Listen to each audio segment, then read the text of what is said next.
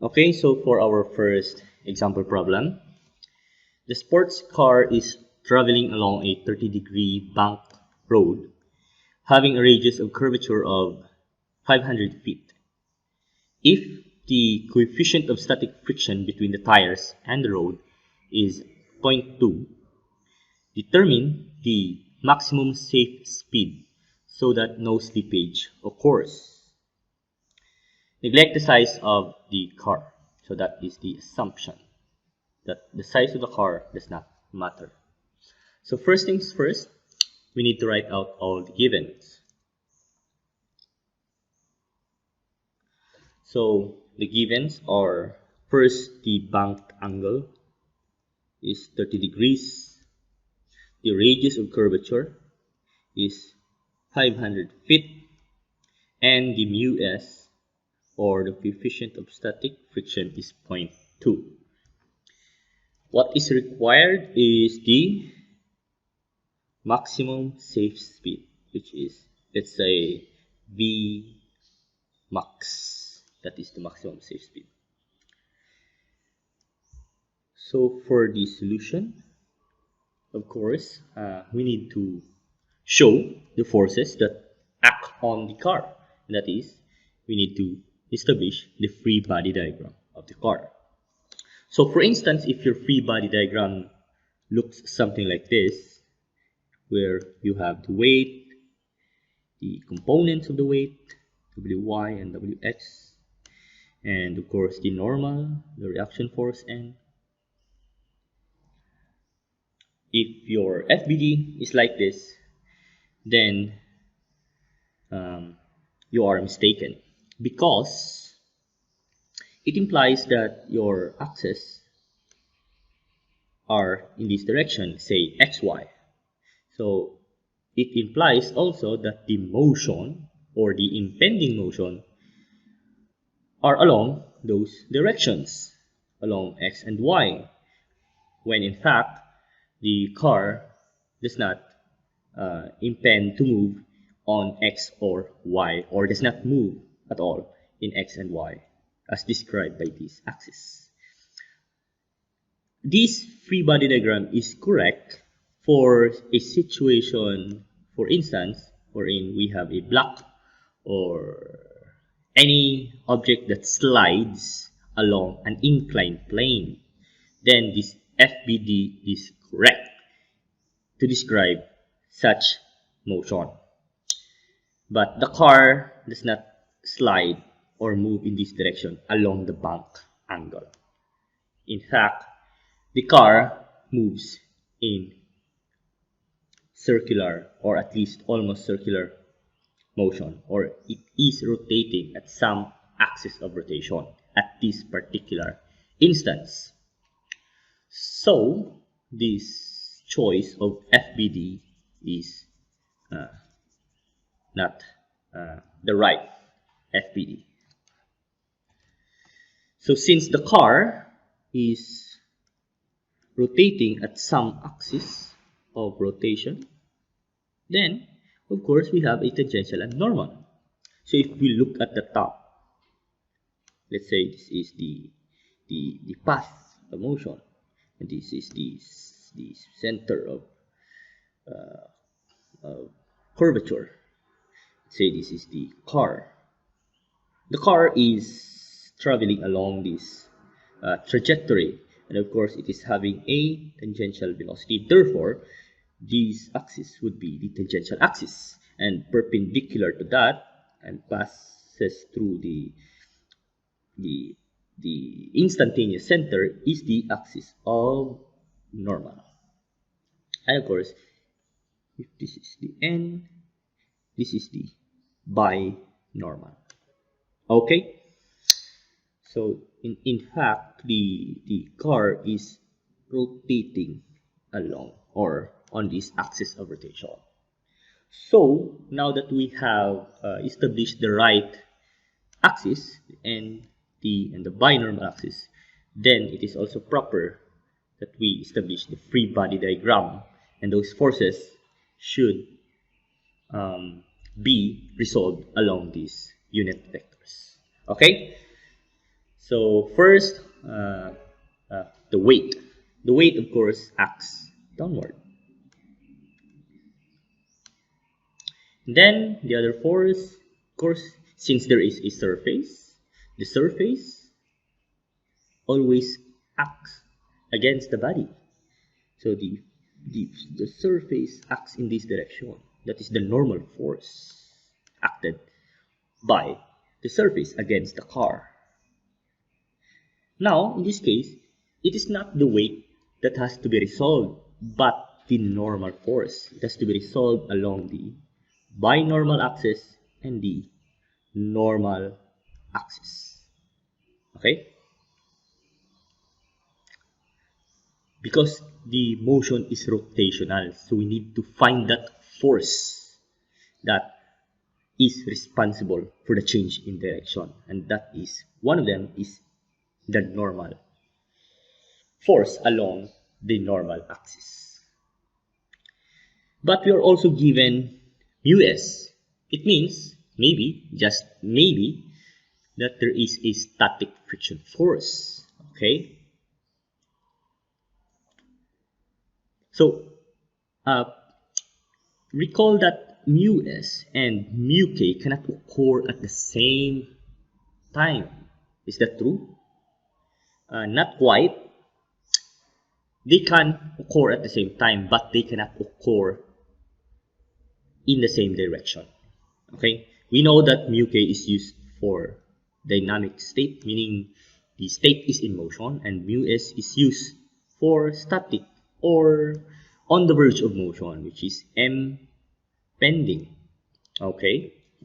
They can in fact occur at the same time, but not occur in the same direction, because that would contradict the state.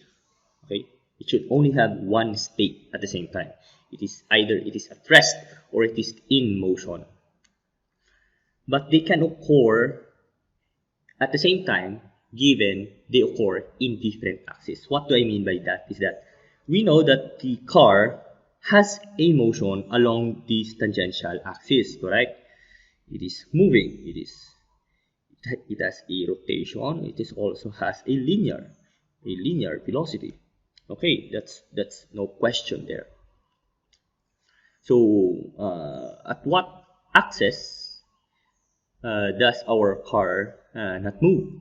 There are two axes actually. The car is only moving along the tangential axis, but along N and B there are no motion. So µs of course can occur either on N or P, because there is no motion along normal and binormal axis. But since there is no surface along the binormal surface, then µs can occur along the surface only. Okay? And if you look at the top, this is where it is. Okay? So friction force can only occur along this direction. So if the car would slip, where do you think the direction is? The direction would be in this. Let's say Vs for the slippage velocity. That is where the direction of slippage. That's important because opposite of that is the direction of Fs, the direction of the friction force. Remember, static friction force is for static or impending motion. The purpose of static friction force is to resist that impending motion, which is in this direction. So it has to be opposing. Okay, so it is possible that the system is in dynamic, but µs can also be used because in some axis it is having a motion along the tangential axis, but in some axis, which is the normal axis, it is having an impending motion. So you can use µs and µk at the same time, but they cannot be used with the same direction or in the same direction. Okay, so that's the complete statement. So I think we're now ready to formulate the equation of motion. So first, the summation of forces along the binormal is equals to 0 because it is static. The car does not fly. Okay, so it is 0. So what are those forces? First, we have NB, then equals to weight plus Fs. This is the cosine angle. This is also the cosine angle. The angle. So that would be sine. Okay, Fs sine angle. Sine of that angle is in the direction of binormal. So that's correct. Now for the summation of forces along the normal axis, we have MAN. Remember, AN is responsible only for the change in direction. The car does not move towards the center, but rather it changes its direction because of the centripetal force. This is the centripetal force.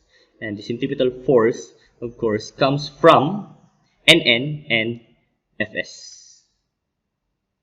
So we have NN first, and then Fs, which is cosine, plus Fs cosine theta is equals to MAN.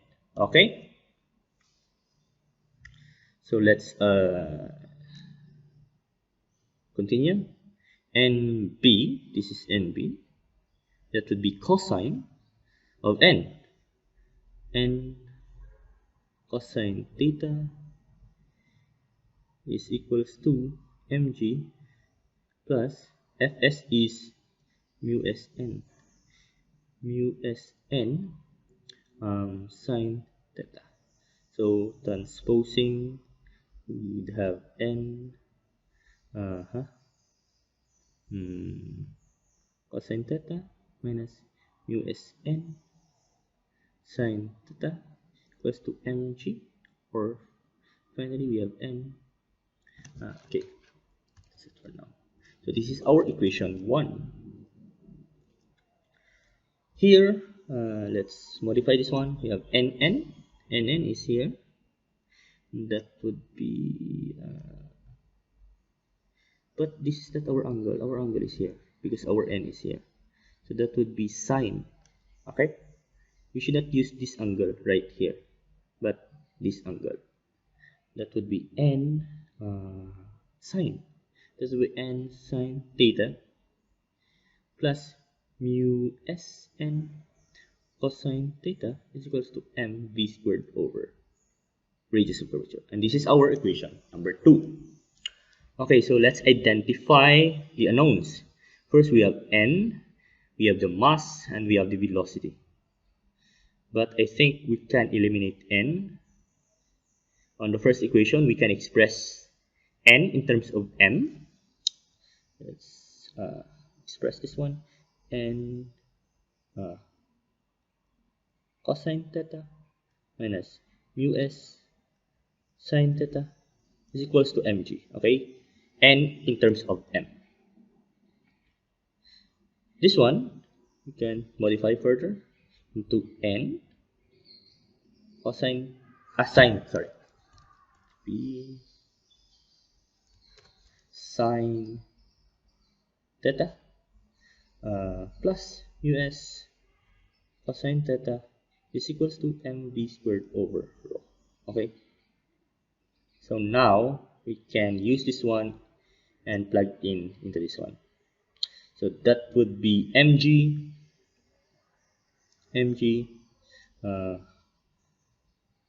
sine theta plus mu s cosine theta all over cosine theta minus mu s sine theta is equals to mv squared over rho, so that we can cancel the m. And now velocity can be expressed as radius of curvature, mu s, and theta, which are all given. Okay, so finally, b squared is equals to rho g is sine theta plus mu s cosine theta all over cosine theta minus mu s sine theta. Okay, so let's solve for the velocity. The velocity is equals to rho, which is 500 feet. The gravity is 32.2 feet per second squared. Sine 30 plus 0.2 cosine 30 all over cosine 30 minus 0.2 times sine 30 sine 30. This is square root. Okay, so the velocity for that, feet times feet per second squared would be feet squared per second squared. Square root of that is feet per second. So sine 30 plus 0.2 times cosine 30 divided by cosine 30 minus 0.2 times sine 30 times 500 times 32.2. Square root of that is 118.95 or 18.95 or 119 feet per second. Okay, so this is the answer. So the car should not exceed 119 feet per second if it has not to be slipped.